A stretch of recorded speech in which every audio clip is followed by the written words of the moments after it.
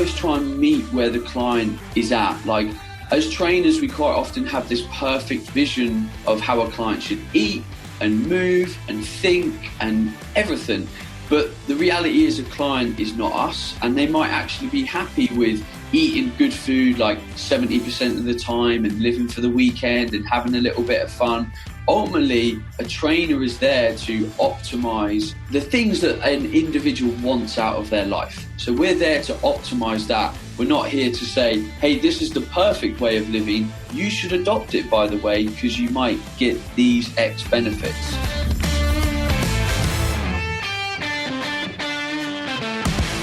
You're listening to episode 176 of the Fitness Business Podcast. We'd like to thank this month's premier podcast partner, MyZone, the wearable technology that enhances paid programming and drives customer engagement.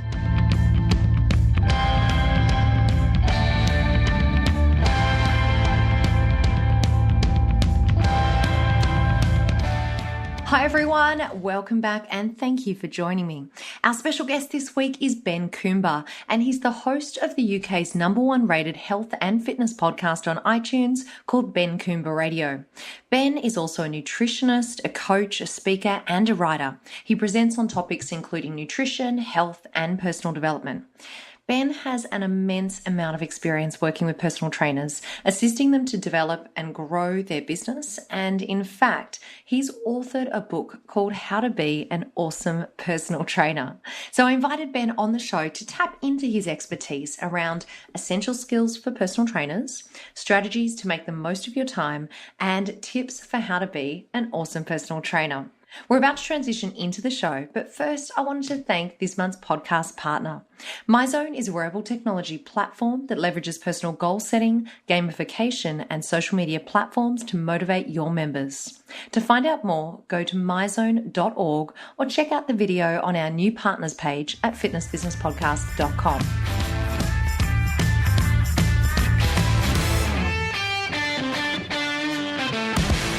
It's now my pleasure to introduce this week's special guest, Ben Coomber. Hey, Ben, welcome and thank you so much for joining us on the show. You are welcome. Thank you very much for having me. Pleasure to be here. One of the things that you have, of course, is your book, which is all about how to be an awesome personal trainer. So I was hoping we could kick things off today by maybe having you share a couple of the essential skills that you feel personal trainers need to succeed. Sure. Well, firstly, I wrote the book because I felt that I'd learned an awful lot in my journey, and I'm quite a reflective and objective person. So I'll always be the first port of call of how can I improve myself? So most people don't really go through this process enough in themselves, in their business, in their relationship.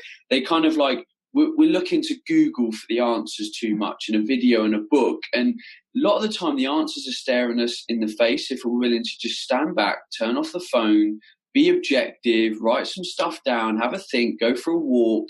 And really, if you go through that process, you're usually able to connect in a meaningful way with what is actually happening and where the solutions are for you as an individual. So in the personal training industry, I just started to see that a huge amount of people were focusing, I'm not going to say on the wrong stuff, but they were over-focusing on that stuff. So, the application of giving someone a nutrition plan or a training plan or a system. And while those things are great and they help guide us, everyone interacts differently with their environment every day.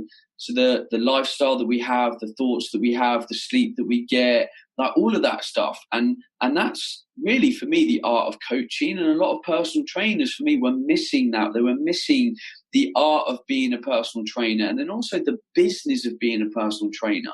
You have to embrace the fact that you are self-employed. You are a business owner.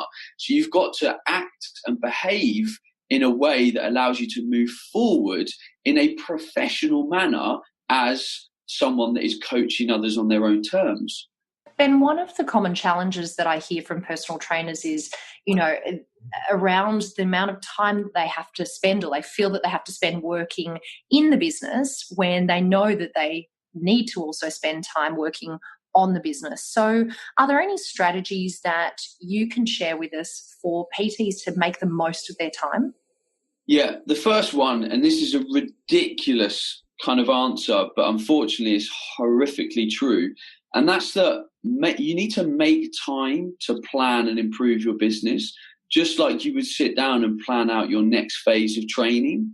And I do loads of business development seminars with trainers. We get like 20, 30 people in a room. We do a big whiteboard session, and I get people to put their hand up, and I'm like, right, how many of you set aside time to schedule your marketing, look at where your leads are coming from, do a spot check on your admin and make sure your clients have got the right emails and plans and that kind of stuff. And like 2 people in a room of 30 will put their hands up, and I'm like, how is this happening? Like, guys, come on. Like, if you want to move forward in your business, you've got to put aside the time to plan. So I say to people, like, choose one of your quiet afternoons and you have a good 3-hour block where your phone is off and you do all your client emails, you schedule your marketing, you develop your strategy for the next week of how you're actually, going to get new clients. So it might be something as simple as, I notice that when I talk to people on the gym floor and I try and prospect, that I generally get one person interested for every 10 people that I speak to. And then out of every 3 people that are interested, one person converts to a client. Well, if you wanted one new client every day, that means you've now got to speak to 30 people a day to convert that ratio. So it ends up being a numbers game. And that's just simple business strategy. But people are not taking enough time to sit down and plan. It's like if you were marketing your business on Instagram, again, this is another question I ask in my seminars. I'm like, how many people are just transiently trying to be good at Instagram and use it? And like most people will put their hands up, and I'm like, tell me how many blogs and videos you've read, on mastering Instagram. And I'll say 1, and a couple of people put their hand up. 2, a couple of hands will go down, and I'll get to like 3 and there's no hands up. And I'm like, if you want to be amazing at something, go and read about it. So don't kind of sit there and complain that, I'm not getting clients, I'm not getting the leads, I'm not getting any traction on my Instagram, when you're not doing the work to actually improve and plan to improve that area of your business. You said something in there, Ben, which I think is so important, and that was, and you said it in your pre-call Quick 5 last week, switching off your phone when you're doing these tasks. I'm a huge believer in that, not just my phone, but my email, any kind of tabs that are open on the computer. What do you find is the biggest benefit of just completely switching off social whilst you're focusing on those tasks? Yeah, I mean, two key things. It's clarity of thought. You can't get clear on what you want with distractions. Your brain needs to be able to be free. It needs to be able to wonder. It needs to be able to explore what you're thinking about. And secondly, it's just time. Like, everyone thinks checking a Facebook notification will take literally 10 or 15 seconds. But you would be alarmed at how much time these distractions take from you. I say to people, like, set a timer and quickly nip on Facebook and do your notifications. And people in their head think, it'll just be 5 minutes. And it's not. It's quite often 20, 30 minutes, because one thing leads to another, then we check that, then we watch this. And that's no way to get stuff done. And if you're sitting here listening to this saying to yourself, my business isn't great, I'm not getting enough clients, you've got to turn off the world and do the work that's going to take you forward. We all have to have rules to control our tendencies. And the reality is, I'm like you and you are like everyone else, where Facebook is built to be a distraction. Like it's psychologically built to make you want to interact with it as much as possible. So don't feel bad that you almost can't control your behavior on social media, because it has been programmed that way. So that's why we need hard and fast rules to control how our monkey mind wants to interact with these things. Now, I mentioned it earlier in your bio, you produce your amazing podcast, videos, blogs, books, you do seminars, you do coaching. What are the benefits of operating on multiple communication platforms?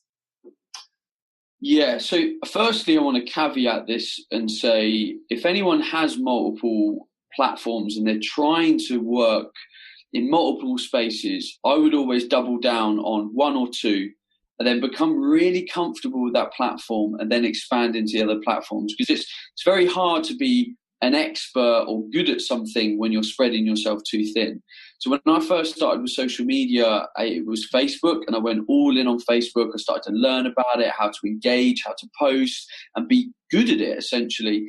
Then I moved to Twitter and managed those two for quite a while. And then there was kind of video, and things just started to piece itself together. I think what people need to appreciate on this podcast is that my business is probably very different for a lot of other people's businesses. 90% of my work is online. So being in as many places as possible is effective for my business because I'm able to get greater reach as an online business. If you were an offline coach and you had a gym, you have to ask yourself, well, where are my prospects really hanging out? What do they use? What do I like using? What's on trend? And it might be that you just focus on a good sales system through your website and your email attached to some Facebook ads. And it might be that you do Instagram really well. And then you leave like Twitter and other things alone. So I think people have to be honest and assess where their business is and what their business needs. Be really strict with yourself and learn and master something and become good at it. And then add as you're comfortable and have the time and as your business need presents itself. Ben, I'd love for you to leave us with what we call our Fitbispiration. And perhaps you can finish off today by giving us your 3 top tips to becoming an awesome personal trainer. So firstly, be an awesome human being. It sounds silly, but if you are so totally present in the person that is in front of you and you're listening and you're responding and you're understanding just like an amazing human being would, then you're able to really find the solutions that work for that client. Secondly, I would say always try and meet where the client is at. As trainers, we quite often have this perfect vision of how a client should eat and move and think and everything.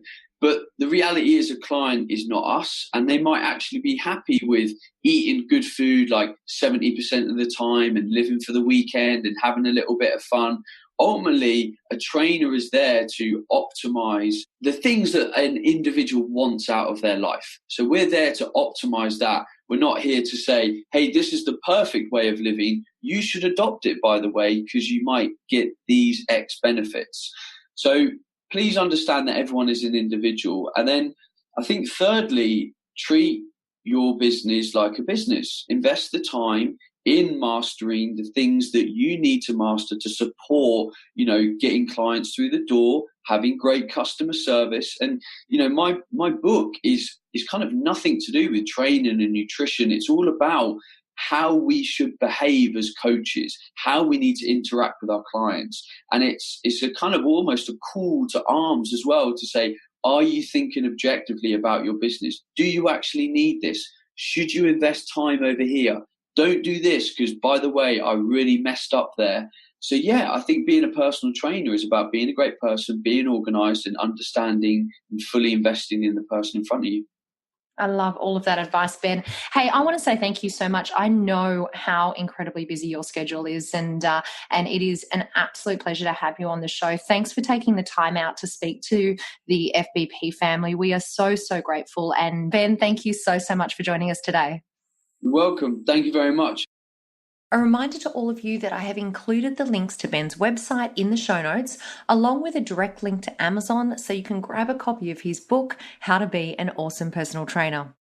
Team Rockstar Fit is an award-winning mastermind team that helps fit pros lead happy and balanced lives. Get mentoring and support. Learn how to grow your business online with Beachbody.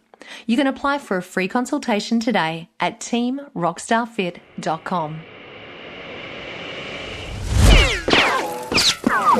Pre-Core Quickfire 5. This week's Pre-Core Quickfire 5 guest is Stacey Anderson, the brand president at Anytime Fitness. Stacey, I want to say a very warm welcome to you to the Fitness Business Podcast. Thank you. I'm excited to be here. Now we're going to start things off with the Pre-Core Quickfire 5. So tell everyone, why do you do what you do?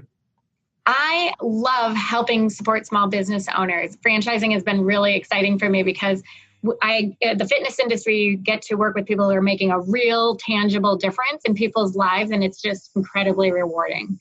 And what's one ritual that helps you become better at what you do?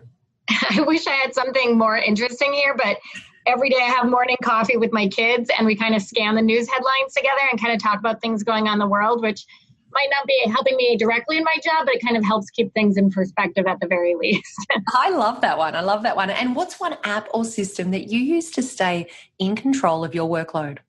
Well, I have a recent leader who brought us the idea of Kanbaning. I'm not sure if you've ever heard this, but it's just a really simple method of prioritizing and visualizing where projects are in the workflow for our team. So it's really as simple as creating columns that show a backlog, what's needed to be done, what's in development, what's in testing, deployment, and done.